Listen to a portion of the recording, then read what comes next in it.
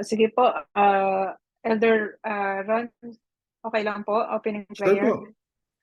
Thank you po. Hello, good evening po sa lahat. Let us all pray po. Father God, we thank you for another week that had passed, O Lord.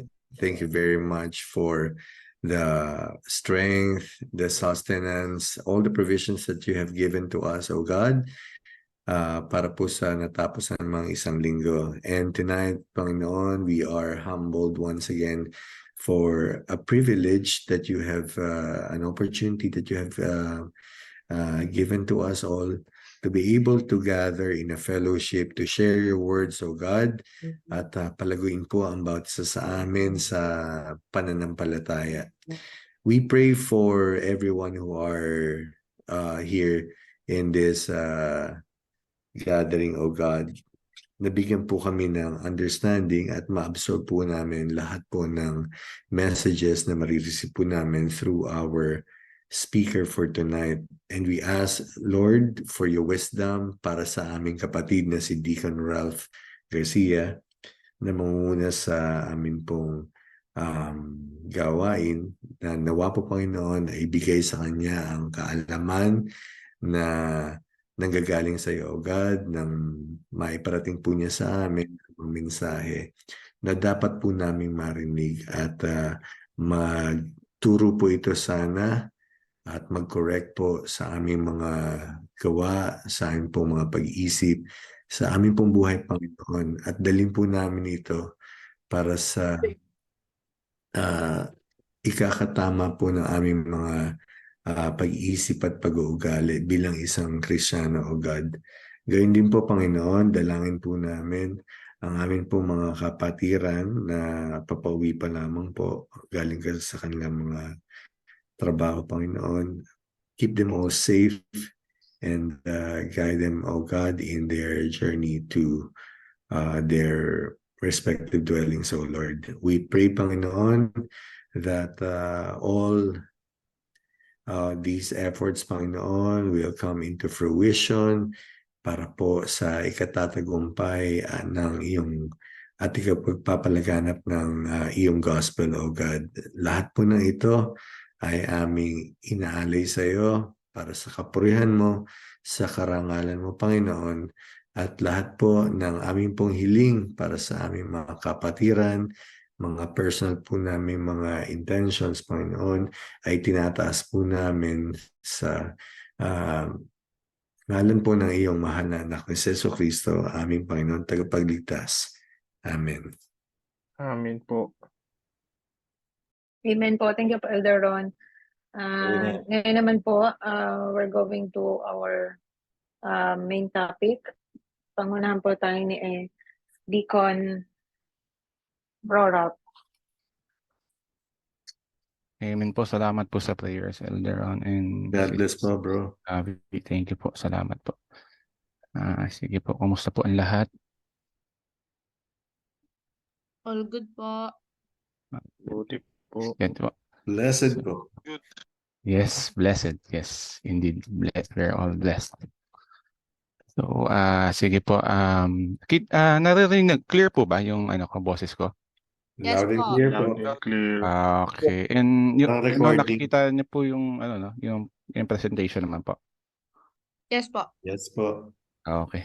Okay, good evening po sa lahat.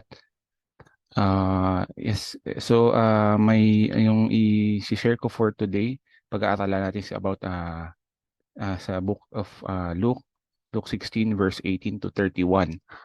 I mean this is 19 actually. 19. So, pinamagatan ko siyang Divine Reckoning. A Tale of the Rich Man and Lazarus. So, bakit ko siya pinamagat ng Divine Reckoning? So, it pertains to kumbaga divine, higher authority or supernatural, which is si God our Father. And reckoning, kumbaga yung evaluation to ng actions natin dito sa mundo, na meron siyang karampatang weight about our sa buhay natin after o sa destiny natin. Okay, so let's recap po muna. Okay, siguro basahin po muna natin yung yung verse natin for tonight. Let me read it for you. So, okay. So the rich man and the Lazarus. I'm reading from Luke 16:19 to 31 from NIV version. So, verse 19, there was a rich man who was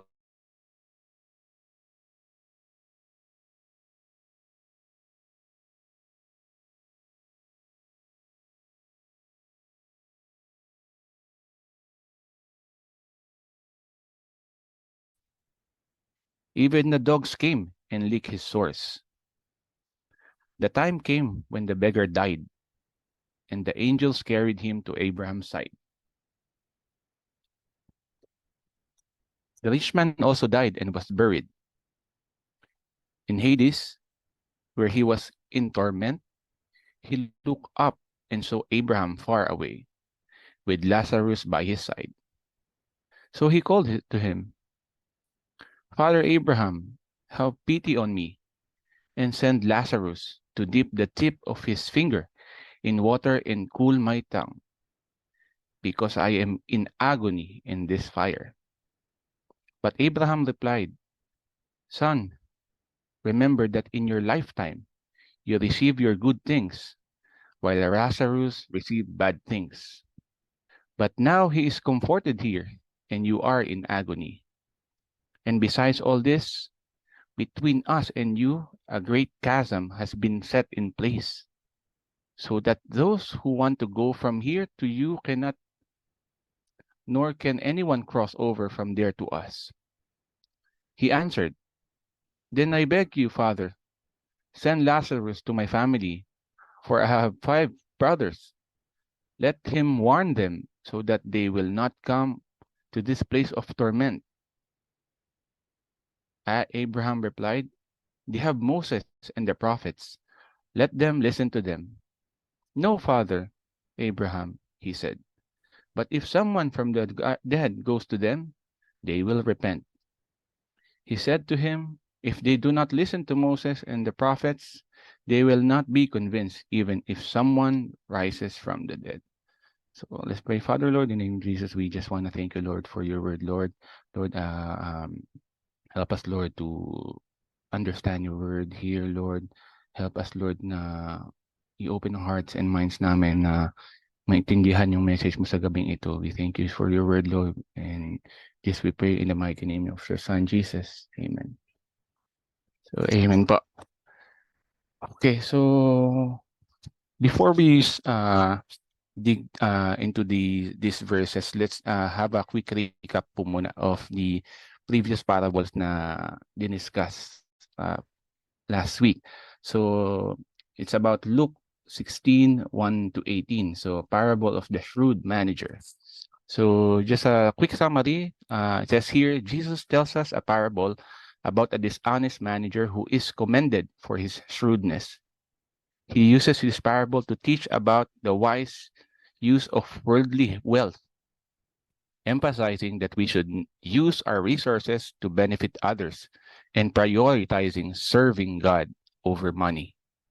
Jesus also warns against hypocrisy and the love of money.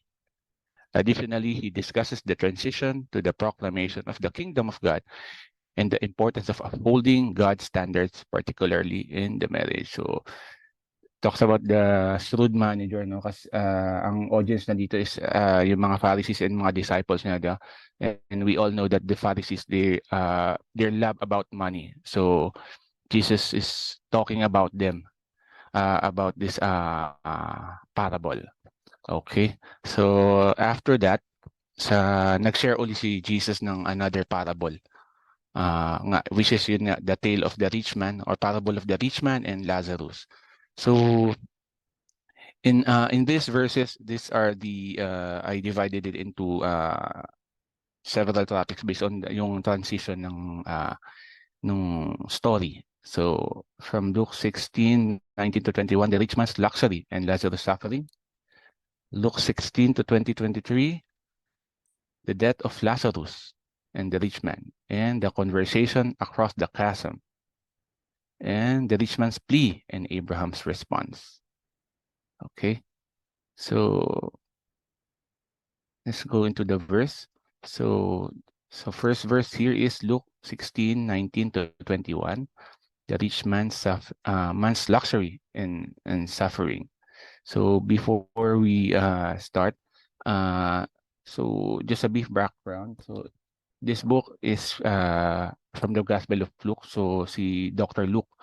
So yung book na ito, it talks about the details in order, the account ng buhay ni Jesus, yung teachings niya and yung ministry ni Jesus during that time.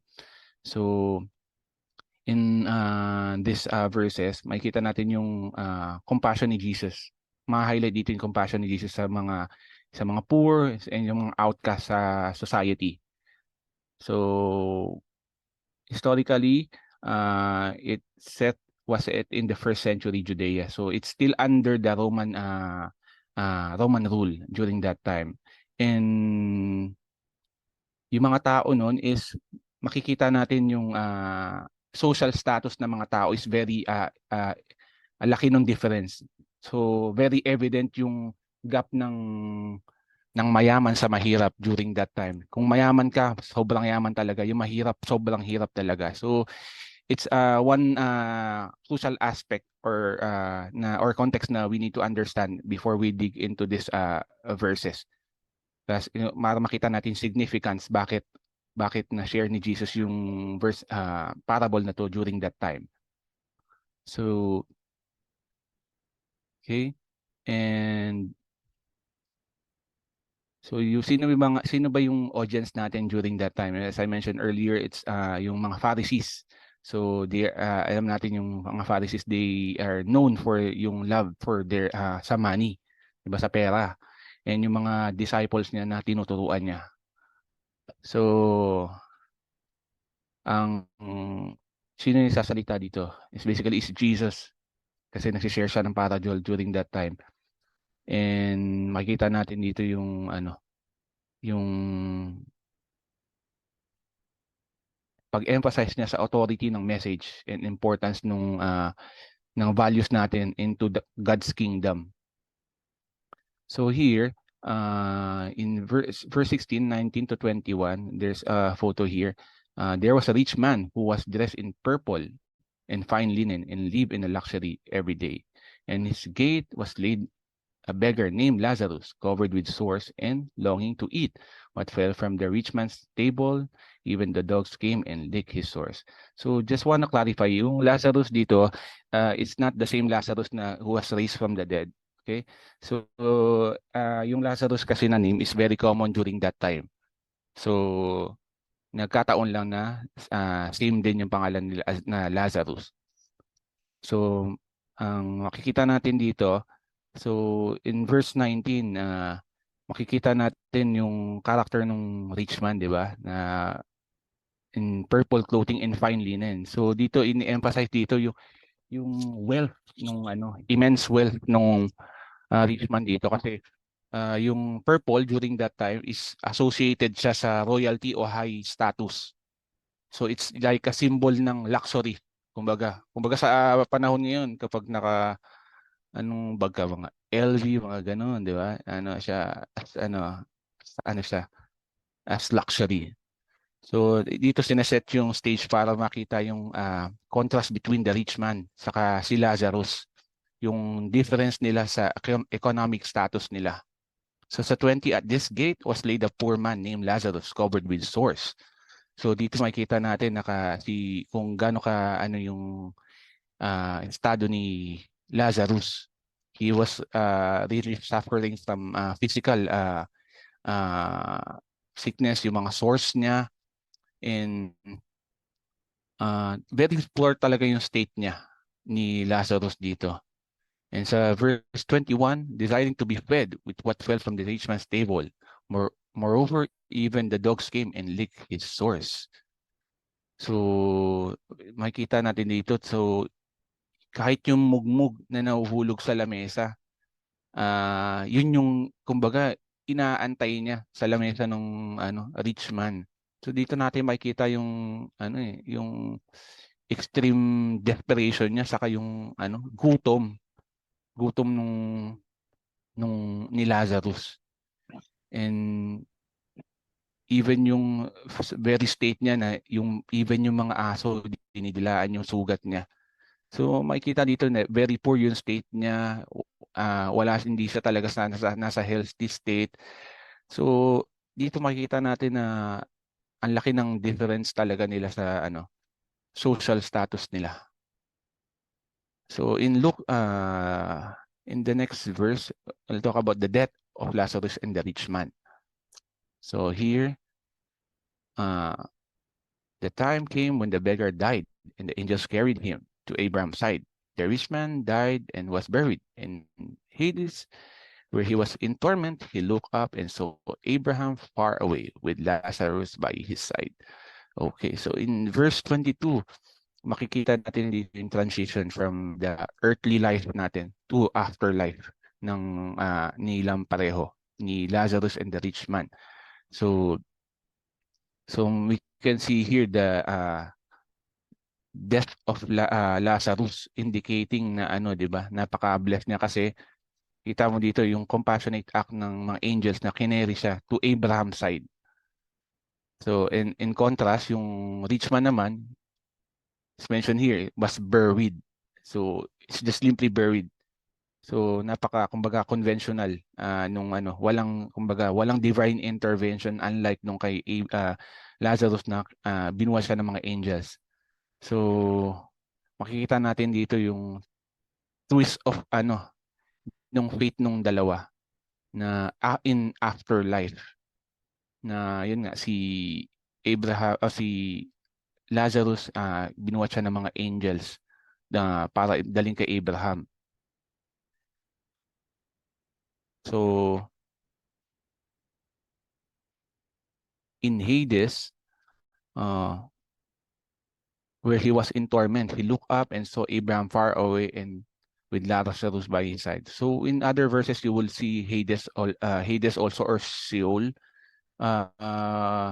It's just the same. It has the same meaning. Yung soul is Hebrew word, and Hades, it was translated into Greek naman. So it's just the same. It means that it's a place of yung ng mga place ng mga patay. So makita natin dito yung yung state ni Lazarus na talagang he was blessed compared to the rich man. So there's a great division between the righteous and the wicked. Makikita natin dito. So in Luke 16:24 to 26, the conversation across the chasm. So it says here, the word of the Lord says, so he called to him, Father Abraham, have pity on me,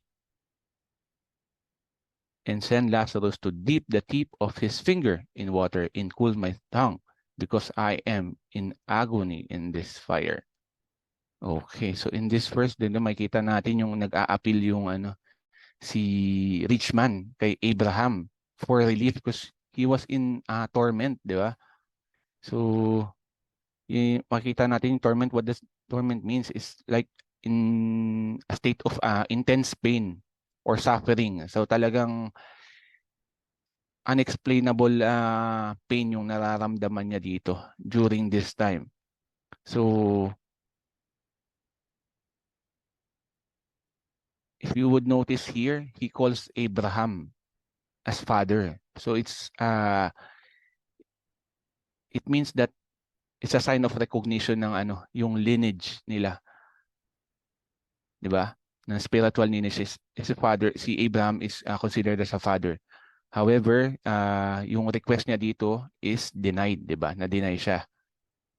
So dito natin makikita yung kung titingnan niyo yung picture, ito yung pagitan, yung black na yan yung chasm na tinatawag. Yung kumbaga ito yung separation na ng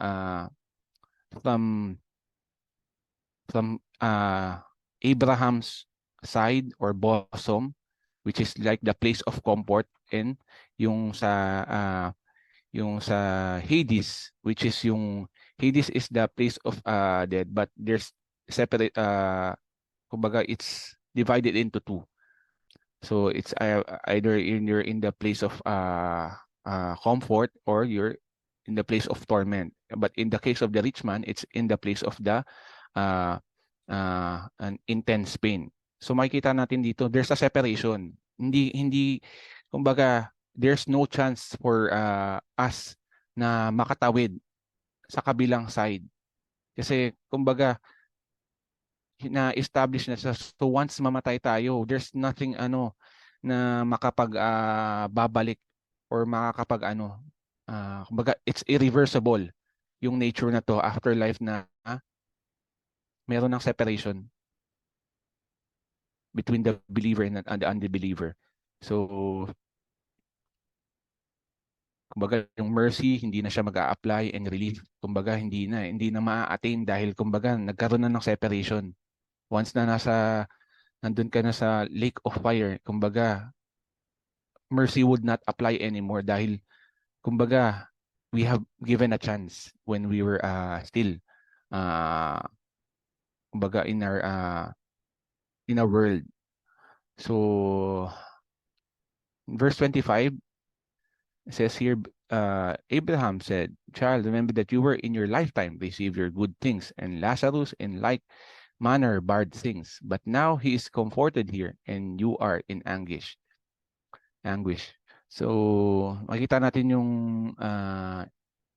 yung response ni Abraham dito na which emphasize yung kumbaga yung divine justice after life, that yung nire-remind niya yung rich man na in his earthly life kumbaga na enjoy niya yung comfort, yung prosperity, while si Lazarus kumbaga in-endure niya yung suffering when he was in his earthly life.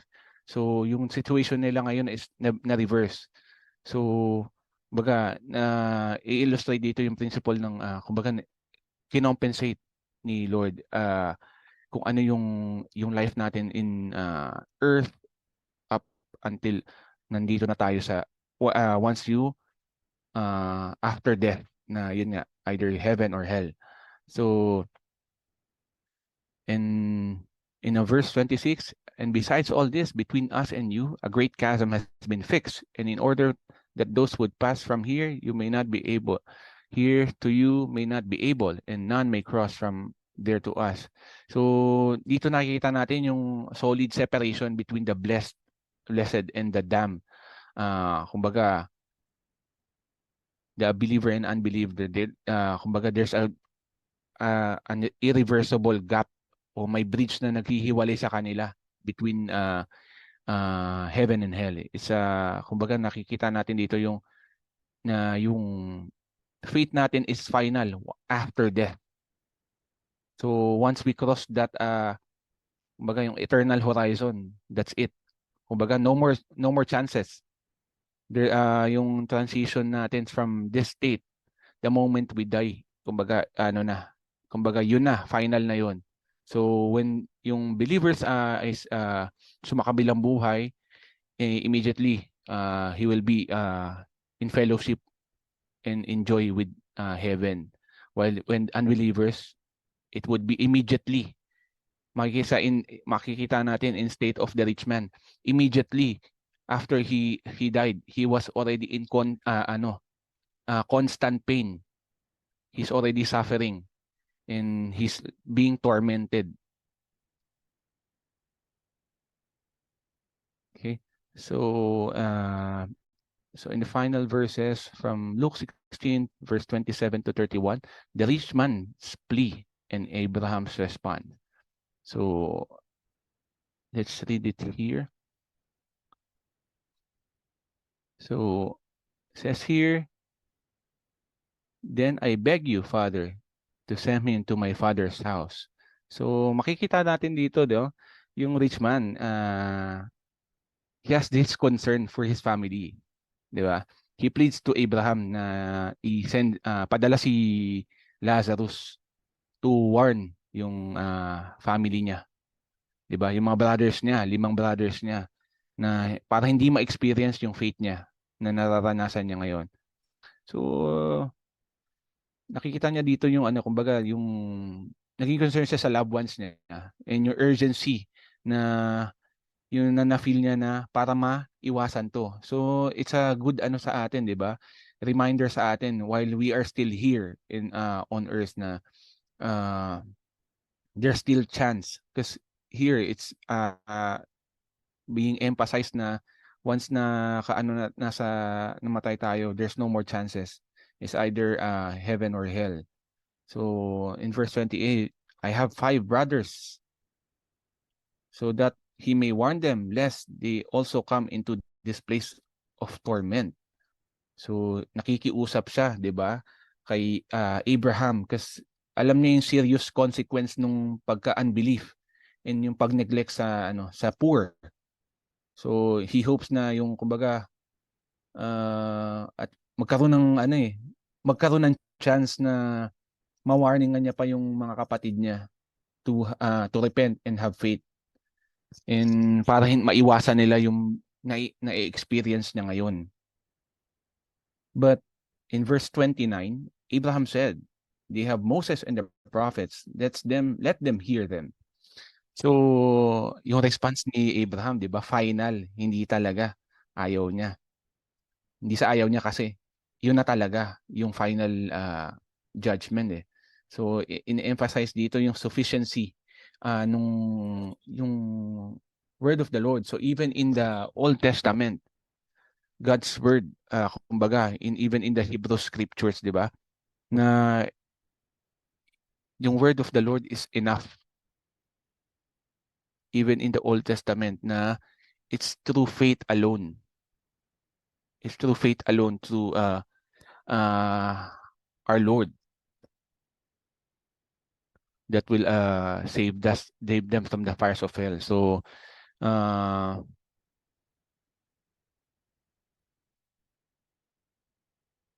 ang sinasabi dito is even if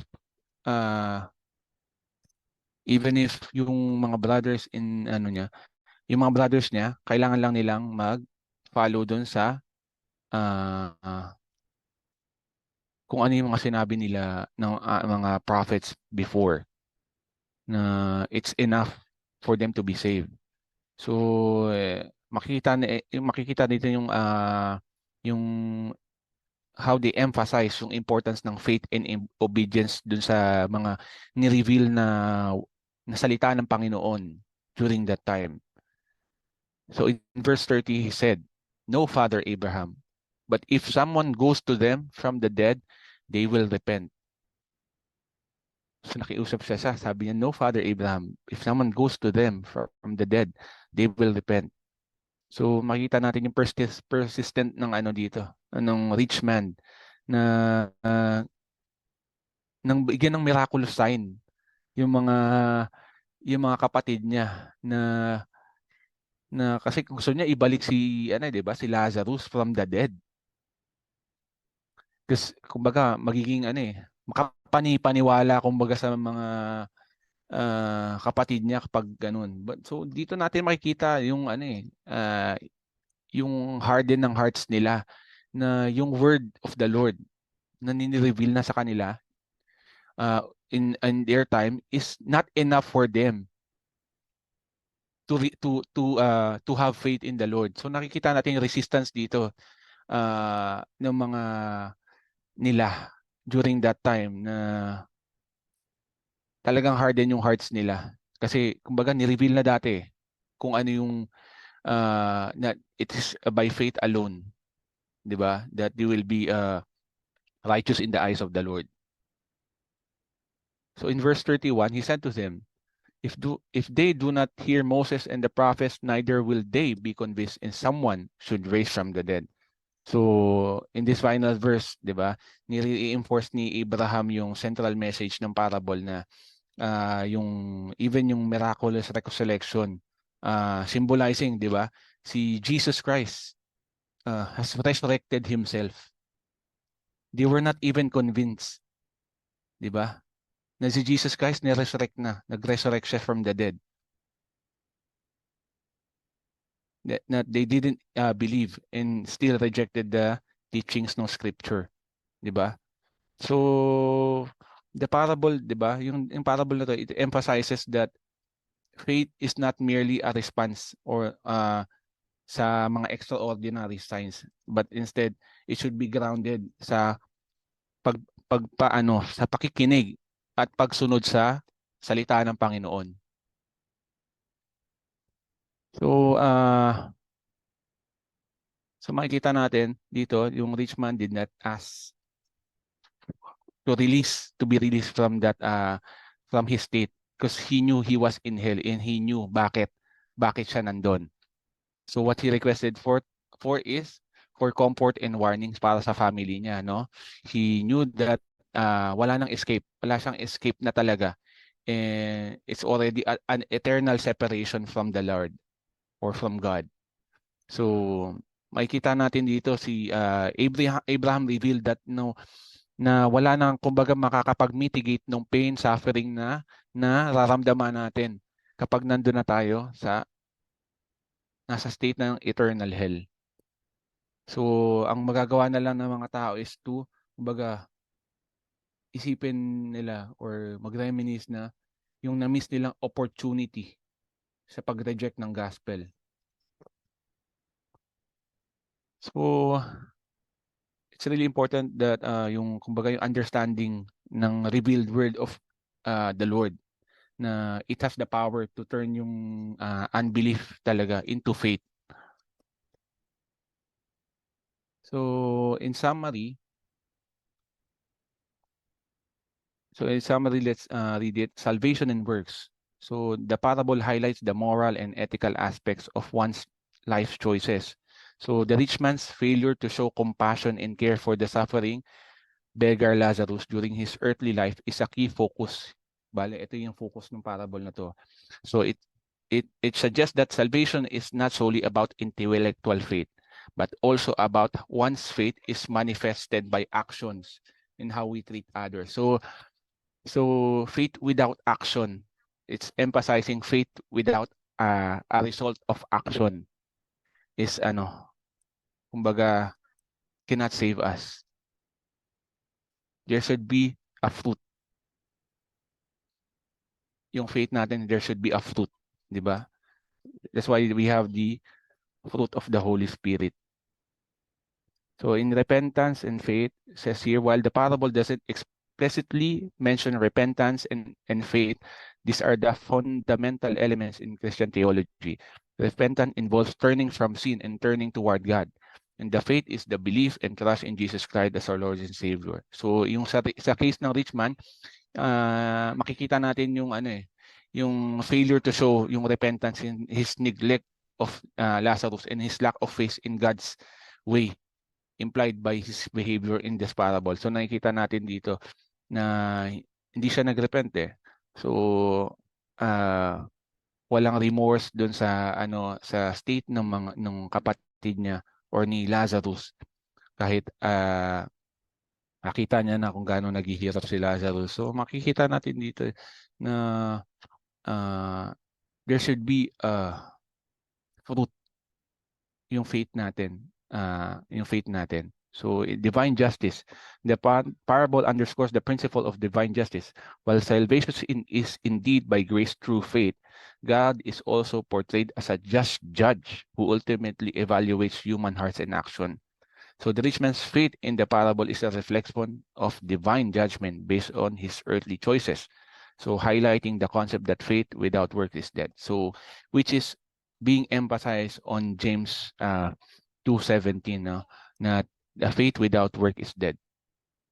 So there should be a fruit sa mga ginagawa natin as a believer of Christ. So that's the end of my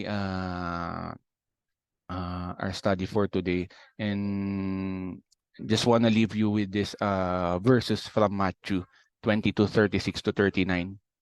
So it says here, The Lord of the word said, Jesus replied, love the Lord your God with all your heart and with all your soul and with all your mind. This is the first and greatest commandment. And the second is like it. Love your neighbor as yourself. So, to God be the glory po. To God be the glory, Deacon Ralph. Thank you po, Praise God Deacon po. Ralph. Amen po. Thank you, Kuya Salamat Ralph. po. Amen. Praise God po. Glory to God po. Amen.